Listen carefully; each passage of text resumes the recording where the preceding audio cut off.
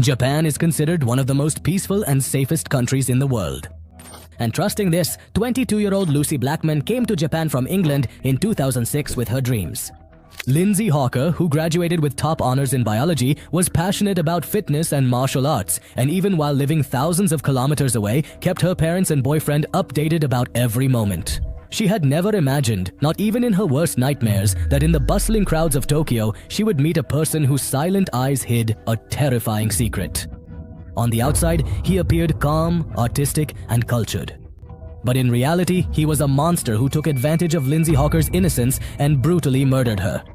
He was so cunning and such a master of disguise that even with hundreds of Japanese police officers on his trail, they still couldn't catch him.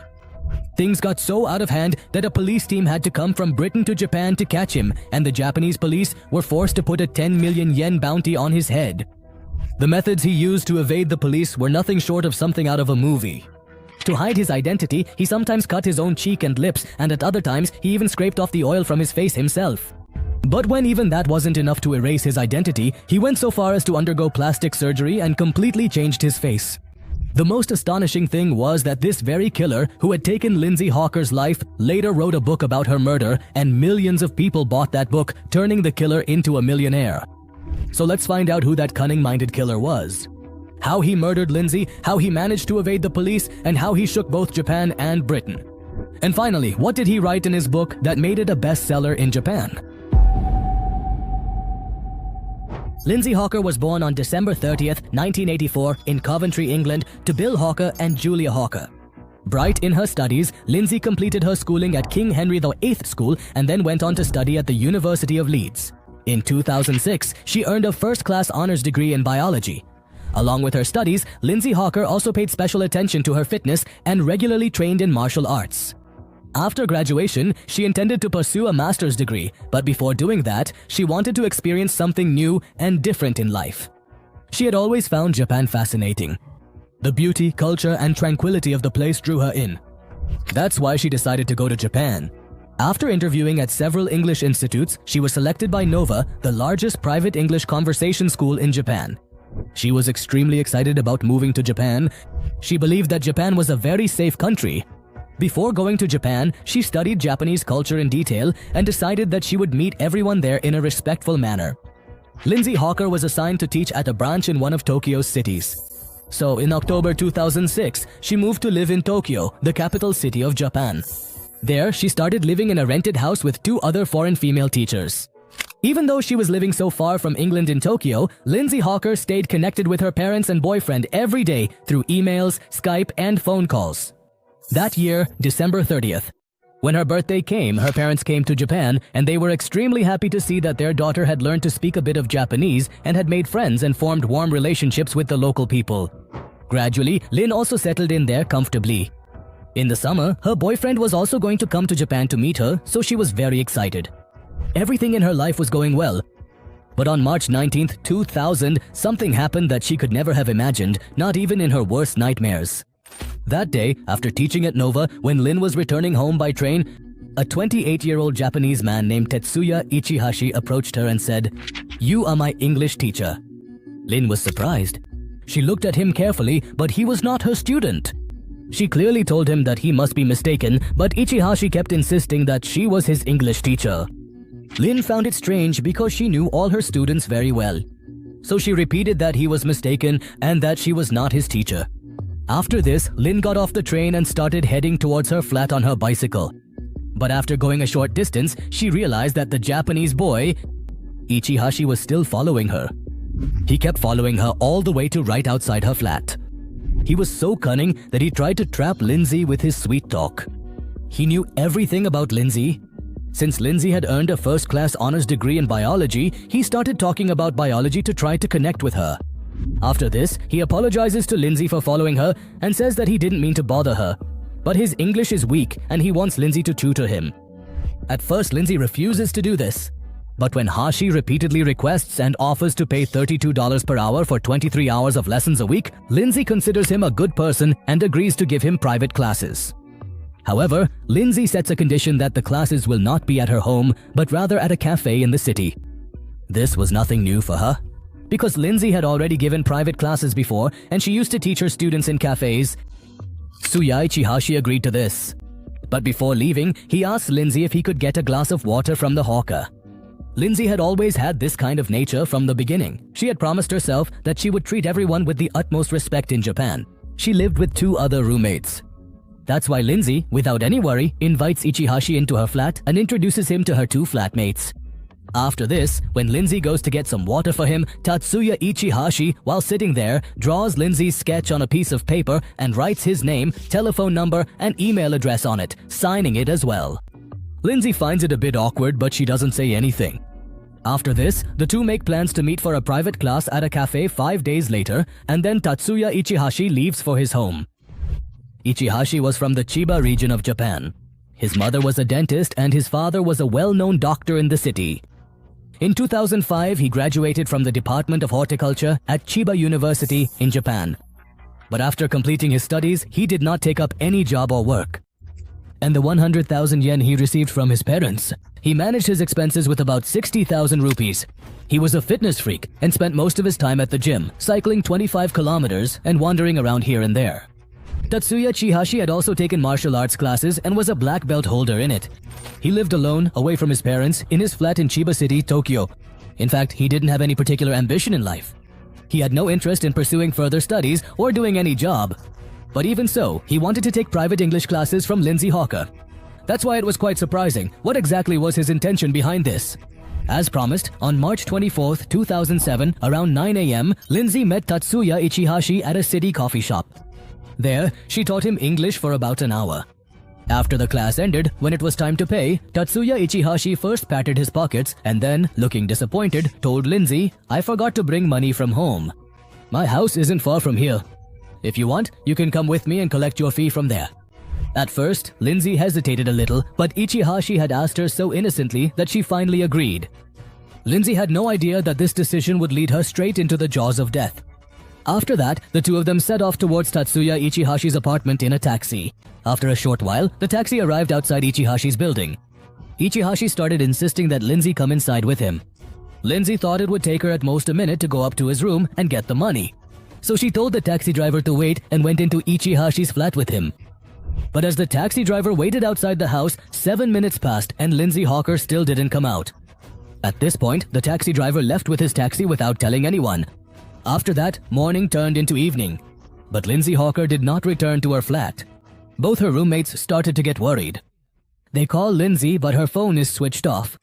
Worried, both of them contact the police. But the police don't take the matter very seriously and don't take any action. Lindsay's family and her boyfriend also try to call her, but they are unable to reach her. At first, they thought she might be spending time with her friends. But when they still couldn't get in touch with Lynn the next day, everyone became extremely anxious, fearing that something bad might have happened. Meanwhile, when Lindsay didn't show up to teach her classes at Nova on March 25th and 26th, they also found it unusual. Because since starting her job, she had never missed even a single class. The Nova authorities first inform Lindsay's parents and then file a missing person report at the police station. After this, the police begin their investigation. When the police check Lindsay's Facebook account, they see that her last message was to her boyfriend, in which she wrote, "Love you, Loss. Don't worry about the guy who was following me. It's just crazy Japan. Miss you." From this, the police infer that some guy must have followed Lindsay a few days earlier. After this, the police go to Lindsay Hawker's flat and question her roommate. Both of them say that on that same day, Lindsay gave a private class to a boy. She had gone to give it, and that boy had also come to their flat a few days earlier. During the search of the room, the police found 2 important pieces of evidence. The first was a sketch of Lindsay made by Ichihashi, and the second was a note left by Lindsay, which had Ichihashi's name, address, contact number, and the address of the coffee shop written on it. After this, the CCTV footage from the coffee shop and the surrounding area is examined. In one CCTV footage, it is clearly seen that Lindsay and Tatsuya Ichihashi are sitting together in a taxi. After that, the taxi driver is also questioned and he says that he dropped off a boy and a girl under an apartment in Chiba City and the girl asked him to wait outside. But when she didn't come out for 7 minutes, he left from there. Everything found in the investigation was putting Tatsuya Ichihashi under suspicion. So the police check his criminal record. It turns out that apart from some minor scuffles, he doesn't have any significant criminal record. But 6 years ago, he had attacked a woman while trying to rob her. But in this case, his father settled it out of court by paying the woman 1 million yen. In such a situation, the police decide to question Tatsuya Ichihashi about Lindsay, and 3 hours and 10 minutes after Lindsay's missing report is filed, 2 police officers arrive at Ichihashi's apartment. The door of Tatsuya Ichihashi's house was closed and all the lights in the house were off. But there were some sounds coming from inside the house which made it seem like someone was inside. According to Japanese law, the police cannot knock on anyone's door without proper cause and a warrant. That's why both police officers do not knock on his door and instead wait outside for him to come out. During this time, the police officers stand outside and question the nearby neighbors about Ichihashi. One neighbor says that the previous day, there were sounds of something being broken coming from Ichihashi's flat. The police were afraid that Ichihashi might have taken Lindsay hostage. So, at 7 in the evening, 7 more police officers are called to the scene. But even then, the police do not knock on his door. 2 hours pass while waiting, but Ichihashi does not come out of the house. Now the police officer's patience was wearing thin, but just then, the apartment door suddenly swung open with a bang. Ichihashi comes out and there is a small bag slung over his back. As soon as he sees the police, he tries to run away. One officer grabs his bag, but since Ichihashi was quite fit, he somehow manages to break free from the police officer, starts running, and by jumping down the stairway, he outsmarts the police and disappears into the darkness. After this, the police quickly enter his flat to search his house. Inside, things were scattered all over the place. Just then, the police notice a bathtub kept on the balcony. The bathtub was filled with soil, sand, and something like compost. As soon as one officer gets closer, his eyes widen in shock. A human hand was hanging out from the soil in the bathtub. It doesn't take the police long to understand the whole situation, and they quickly start removing the sand and soil. Within moments, the horrifying truth comes to light, shocking everyone. Inside the bathtub lay the naked body of Lindsay Hawker. Her hair had been completely shaved off. There were several cuts and bruises on her body, to Japan and it with was great clearly hopes, visible, believing it to be the safest country. Within just 6 months of arriving here, she fell victim to such a painful death. The police had no doubt that Tatsuya Ichihashi was Lindsay Hawker's killer. So Lindsay Hawker's dead body was sent for post-mortem. The police began an intense search for Ichihashi. Posters of him were put up everywhere, and his name was added to the wanted list as the manhunt began. Along with soil and sand, the police also found several decomposing elements with Lindsay's body. On March 29th, the police found a large shopping trolley behind his apartment. This was the same trolley he had used to buy soil, sand, and decomposing chemicals from the hardware store and bring them home. Ichihashi had bought soil and chemicals 6 times to decompose Lindsay's dead body in the bathtub. Since Ichihashi had also studied botany at university, his plan was to bury Lindsay's body in the bathtub under soil and compost, and then plant greenery on top so that after some time, it would become difficult to find Lindsay's corpse in his house. Knowing his such cruel intentions, the police had realized by now that Ichihashi was not only fit but also very cunning. Meanwhile, the police received information that Ichihashi had been seen at a hotel in Tokyo called One Love. A team of about 20 police officers arrived there. But by then, Ichihashi had already escaped from there. The case soon started making international headlines as well. She was from London, England. That's why the British media also covered the case extensively. International media began to question the Japanese police. Lindsay Hawker's parents were completely devastated by their daughter's brutal murder. As soon as they received the news, Lindsay's parents came to Japan with her boyfriend and began pressuring the police to catch Lindsay's killer. Lindsay's parents also launched an email campaign circulating a letter titled "Don't Forget Lindsay Hawker." With pressure mounting from all sides, the police announced a reward of 1 million yen for anyone who could provide information about Ichihashi. But first a week passed, then a month, and then an entire year went by. Yet there was still no trace of him. It seemed as if Ichihashi had vanished into thin air. The police had no clues about him at all. In such a situation, the public and the media began to lash out at the police. People across Japan took to the streets and launched various campaigns to seek justice for Lindsay Hawker. At the same time, the police were accused of taking the case lightly and not conducting a proper investigation. Lindsay Hawker's parents also appealed to top leaders in Britain to help get justice for their daughter. The British High Commission demanded that the Japanese government catch Lindsay's killer as soon as possible. To investigate the case, a police team from England soon visited Japan as well. After mounting pressure from all sides, in October 2008, the Japanese police finally woke up and launched a large-scale manhunt. A team of 140 police officers worked day and night solely to arrest Tatsuya Ichihashi. Soon, the police began receiving reports of Ichihashi being spotted at various locations. But every time, Tatsuya Ichihashi had committed suicide. But the police neither had Tatsuya Ichihashi's dead body nor any solid evidence to prove it. This made Lindsay Hawker's parents, the local people, and the Japanese media even angrier. And the police were openly accused of fabricating the false story of Tatsuya Ichihashi's suicide to cover up their own failure. On January 15, 2009, a news report was published in Japan Today claiming that Ichihashi had fled to the Philippines. But the newspaper was running this story purely on the basis of assumptions and had no solid evidence to support it. Amidst all this, March 2009 had already arrived. That means it had been more than 2 years since Lindsay's murder. But even now, her killer was still out of the police's reach. Because they couldn't solve a single small case, the Japanese police were being disgraced all over the world. The Japanese police had put in every possible effort to catch him. At first, the police suspected that Ichihas might be planning to flee abroad.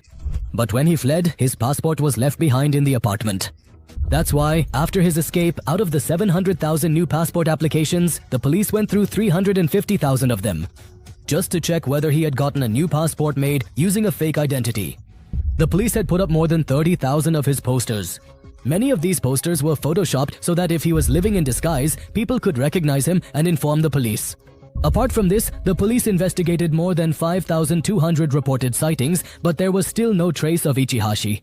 Even after doing all this, when nothing worked, in June 2009, Japan's police agency got involved in the Ichihashi case. The reward for providing any information was increased from 1 million yen to 10 million yen. This time, the police's trick works. Soon, a plastic surgeon from Tokyo provides the police with some shocking information. He claims that Ichihashi underwent plastic surgery with him to change his appearance. He further revealed that Ichihashi had him slightly raise his nose. He had the fat removed from both his cheeks, had his eyelids folded, and even had his lips made a bit fuller, so that he would no longer look like a typical Japanese person, but rather like someone from a Western country. The doctor also showed the police photos of Ichihashi before and after the surgery. The police, after seeing both sets of photos, understood that Ichihashi had truly changed his appearance so that no one could recognize him. And so that information about him would not reach the police. After this, photos of Tatsuya Ichihashi after his surgery were posted in all cities of Japan, and people were urged to inform the police as soon as possible if they saw him. Soon, this yielded positive results. A laborer from Osaka informs the police that Tatsuya Ichihashi is working with him at a construction site. Based on the worker's tip, when the police arrived at a construction site in Osaka on November 10, 2009, Ichihashi was preparing to escape to another location. But before he could escape, the police surrounded him from all sides. Seeing the police, he froze on the spot. His heart beat. She started running as fast as a horse. He couldn't believe his eyes that after being so cunning, he would still get caught by the police. But now, he had no chance to escape. So he was forced to surrender himself to the police. And in this way, after playing a game of cat and mouse for about 2.5 years, Tatsuya Ichihashi finally falls into the hands of the police. But his game still wasn't over. Even from inside the jail, he was about to do something that would once again shock the entire world. After his arrest, Tatsuya Ichihashi is sent to police remand for 23 days.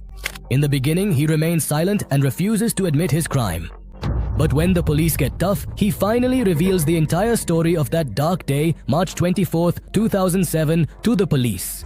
He says that as soon as Lindsay came inside his house to collect the money, he started forcing himself on her. But Lindsay strongly resisted his actions. Since she was also trained in martial arts, she tried her best to break free from Ichihashi.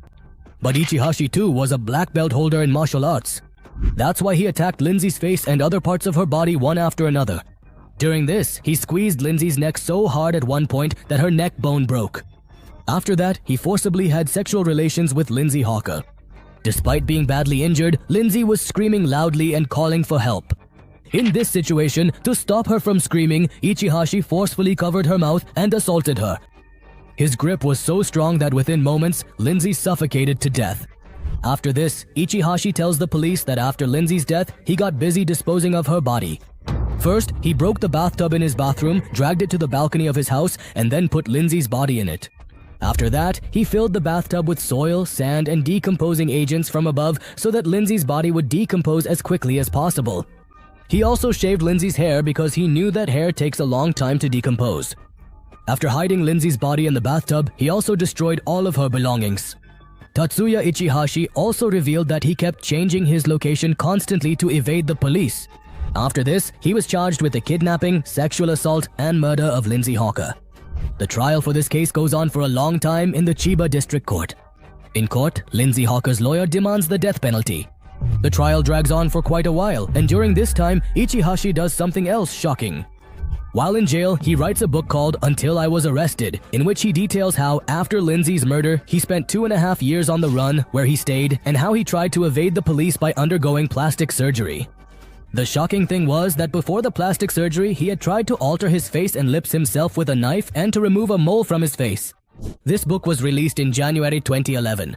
People were so interested in knowing the story and mindset of a killer that as soon as they saw it, it becomes a bestseller in Japan. Because of this book, Tatsuya Ichihashi earns millions of yen even while in jail. It is said that he offered to give all the earnings from this book to Lindsay's parents, but they refused to accept it. On July 21, 2011, the Chiba District Court finally delivers its verdict, sentencing Tatsuya Ichihashi to life imprisonment for the murder of Lindsay Hawker. Lindsay's parents requested the court to give Ichihashi the death penalty, but the court refused, stating that Ichihashi was only 32 years old and should be given a chance to reform. This comment by the court was widely criticized, both in Japan and in Britain. Questions arise: Lindsay Hawker, who was sexually assaulted and murdered at the age of 22, did her life not matter? But the court upheld only Ichihashi's life imprisonment sentence. In 2013, a film about this case was also made in Japan titled I Am Ichihashi, Journal of a Murderer. Ironically, this film was based on Ichihashi's own narrative. Even today, Tatsuya Ichihashi remains in prison, but by selling the story of taking Lindsay's life, he managed to earn both money and fame. Even knowing that he was a brutal murderer, the Japanese public eagerly embraced his story. His book sold in the millions, a film was made about him, and the Japanese public turned him into a twisted celebrity. On the other hand, Lindsay's family is still searching for the justice they may never receive. Lindsay Hawker's story is not just a tale of a crime. It reminds us that the paths to justice and truth often remain incomplete. Lindsay is no longer in this world, but her dreams, her smile, and her family's pain will always keep asking the question: who truly received the punishment, the killer or the family of that innocent girl who lost their daughter forever?